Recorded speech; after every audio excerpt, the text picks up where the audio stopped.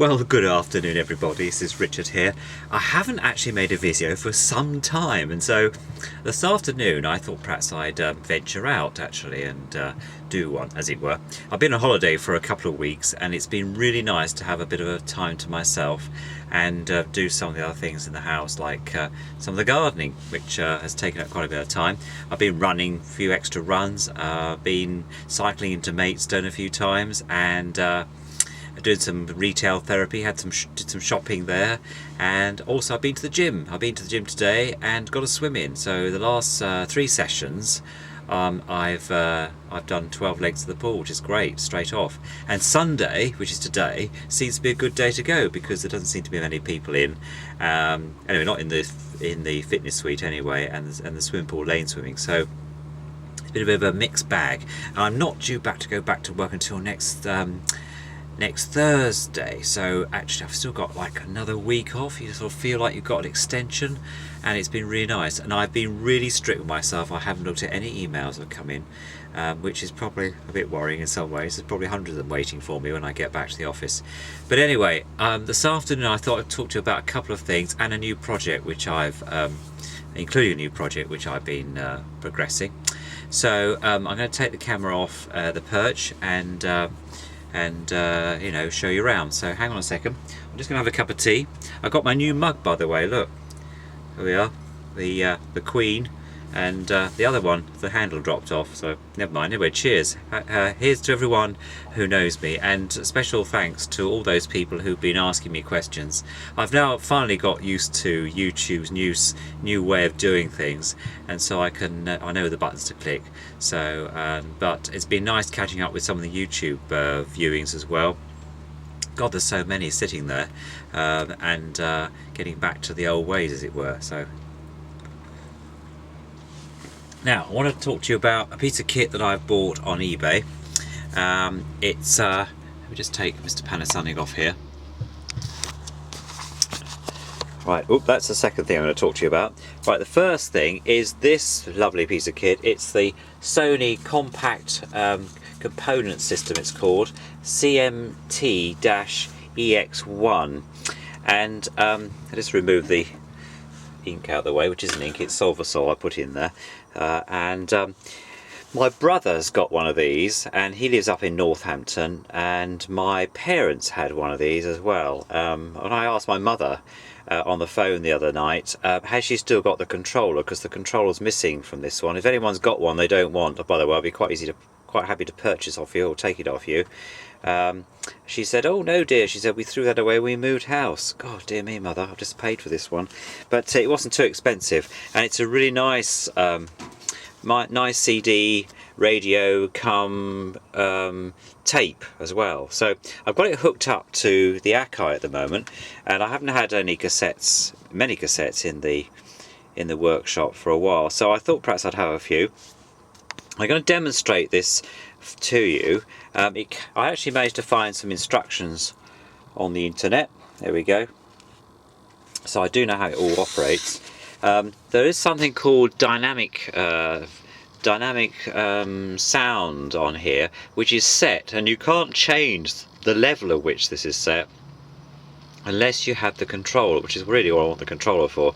The rest I can quite happy to do manually. And the controller, one of those infrared ones, it works using this port here. So it's quite good. I actually have given this machine a service. It's got a vertical CD loading system in here, which I'll show you shortly.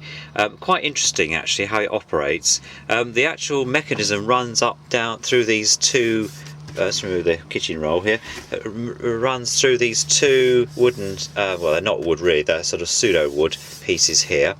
If I just push the button I'll show you. There you go.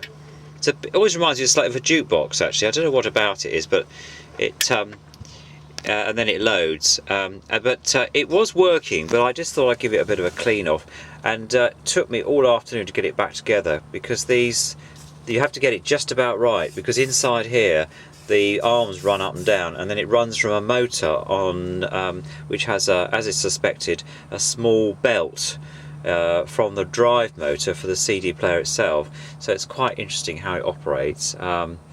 It's got a really nice sound. It comes with these two speakers. One's here. I put it next to the Jamo, which is next to the Denon system, which is I've got the volume turned down on that. I've done a video about that one. The front covers are missing on this, and I did actually think I might actually make some, but in fact I quite like it without them, because it does actually make the difference, I suppose, between the two speaker systems. I could have run the speakers through the Jamos, I suppose, but I thought better not really. It's probably got its own, it's a two-way system, it plays very, very well. So, first of all I'm going to play a cassette through. This is the Akai. This machine's had a bit of a hard life really.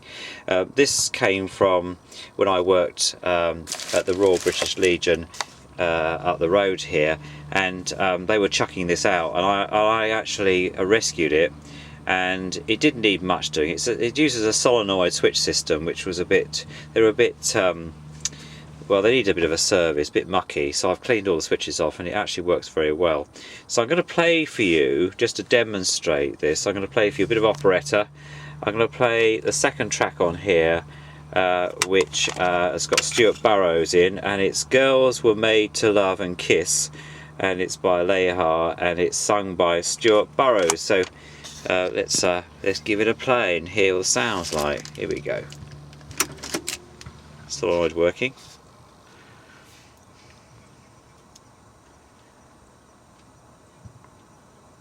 Oh, well, it's probably not. I'll tell you what it's done. It hasn't put itself on here. There we go. Full start.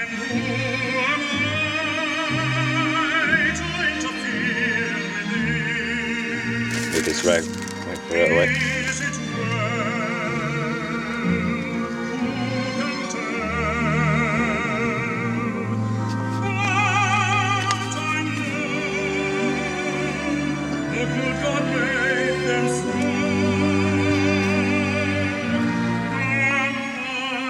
The volume is on here, the buttons. You can see there it has a numbering system, and then obviously the other parts that you'd operate from the controller, which I haven't got. But the sound is so good, I don't need to do that very often, change anything. And then the functions, you can change the display on here. It's got tape at the moment, and then you've got the functions, which are obviously the radio, that's tape. You've got the CD, the radio, which I haven't got tuned in, and then the tape player itself. So, anyway, if I put a CD on, I'll play a bit of El Boli. So if we push the button, obviously it switches over to CD. There we go. And then you push the button again, and obviously it loads the CD, and then it'll stop and they're all ready to play. So it's obviously read the data on the CD now, so I'm going to push play.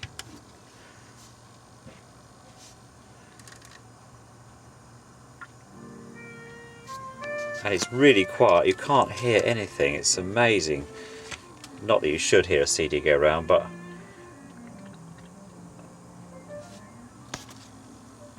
the sky is blue and high above. This is El Boli Remembers Part 1, Lover Come Back to Me, Dancing in the Dark. This is recorded in November 1938. Lover, where can you be? You came at last. Love had its day. That day is past. For some reason, I've had some interference on the other radio, so I just turned it off. This aching heart of mine is singing. Lover, come back to me. Anyway, I think that gives quite a good demonstration. So you stop the usual way, and then you can unload it by. It's quite clever. I suppose to me it was a bit of a case of, you don't see these sort of front loading machines at all now, and also I thought it was a bit of a novelty But also I quite liked the fact that you could watch the CD going round. I suppose it's something like watching the records go round. And that sort of sparked my interest. And I haven't had anything out here that plays cassettes. Although the Denon actually has got a CD player, but of course it's one of those ones that sits inside. In fact, this machine had a few issues, as they say, because I think it will probably work now. Yes, it had Arkwright syndrome, as I call it, because it wouldn't open the drawer. And I discovered, like these machines quite often, they get a bit they get a bit gunked up, and then the mechanism doesn't run properly. So I just made a slight adjustment. Just literally, I just cleaned inside where the cogs were, and it operates very well now. But for ages it was just not opening the drawer at all. I hadn't got round to taking it off the shelf here to look at it. So anyway, just thought I'd do a bit of an interest there. But the main reason I thought I'd do a video this afternoon was this. Now, I've had this particular radio amplifier in my workshop for some time now. About 2 years ago I bought this, I suppose, sitting behind a load of other stuff here where I store things. And this is, I have to get this right. Now, I do apologise if I get the sound of this incorrect. This is the Tensai TR-1030 brand medium long wave FM stereo receiver, and it's TR-1030. Now, this is actually, I've discovered by going on the internet, there we go, it's an Akai, and it was actually branded by Akai in 1983, and then I think they named it after an Israeli company, inventor I think of. Let me just turn the page, I'm having trouble here, just trying to work single-handed. Because it's got some interesting bits. It says Akai manufactured and badged most of their imported hi-fi products with the Tensai brand, named after the Swiss audio and electronics distributor Tensai International, a division of the Swiss-Israeli system developer EXTAL AG, a private international company with Swiss ownership, founded in 1988, which has its office headquarters in Basel in Jerusalem, BASLE, specialising in developing systems and manufacturing aluminium profiles and involving many branches of the industry. This was Akai's exclusive distributor for the Swiss and Western Europe markets. And it says here until 1988, so whether they only operated for a year, I don't know, whether there's a slight typo there. But it was in quite good condition in terms of electronic componency. But what it did suffer with quite badly was it was in quite a bad state when it came to dust and grime, and it's really very nice. I mean, these knobs are really well turned. I mean, these were covered in all I can describe as nicotine, and I've actually washed this, let them soak, and then I've just put some washing up liquid over them with a very sort of mild scrubbing of a brush, a small scrubbing brush I got, and it's starting to come off. The front panel, which is here, there we go, is in quite good condition. I've still got a little bit of work done on this. You probably can't see from the video here that in fact there was quite a bit of grime, but you can just see the outline of some that's still there, so I've still got some work. But I mean, the thickness of the aluminium, look, you can see the alley there. The other thing is that it's got a lot of pilot lamps, which are these things here. Most of these, or all but one, have given out. They aren't working, so I've got to find an alternative, because they have a light illumination plate, as I call it. I don't know what it's called originally, that's what I would call it, because it takes the light to the front. So you've got the two VUs here, which signal and tuning, and then you've got all the buttons, and then it's got some more pilot lights, which are medium wave, phono, auxiliary, mic. So why you'd need a microphone, but here we go, and long wave, which is a funny order, I think.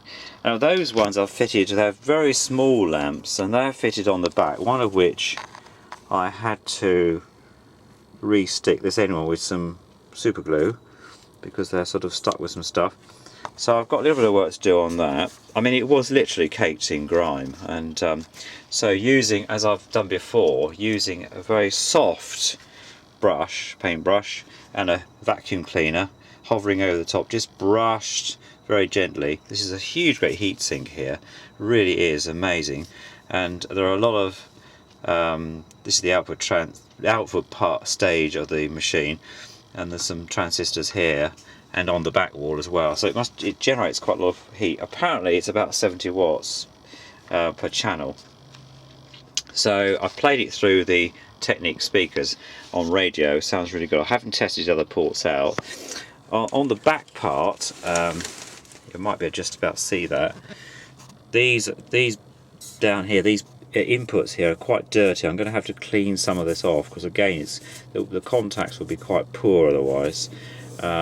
And there's two sets of speakers. You've got the option of set 1 and set 2 as well, and then you've got a aerial system there, and there's even protection. You've got quite a bit of protection. You've got protection from output protection, speaker protection with the fuses, as well as protection for the actual system itself. So it's quite a meaty bit kit, and I must say it's really heavy, really heavy. I don't think I've had anything like this for a long time. I know most of that weight will be in that transformer, but this whole thing is made of high aluminium, high grade aluminium, and it's very well put together. It comes also with these, what I only describe as rack type handles. These ones go on the front plates, and I've given these a bit of a clean. It's had a really heavy life, I think. It's been used, but I think it's had a bit of a hard life, and so it needs a bit of TLC.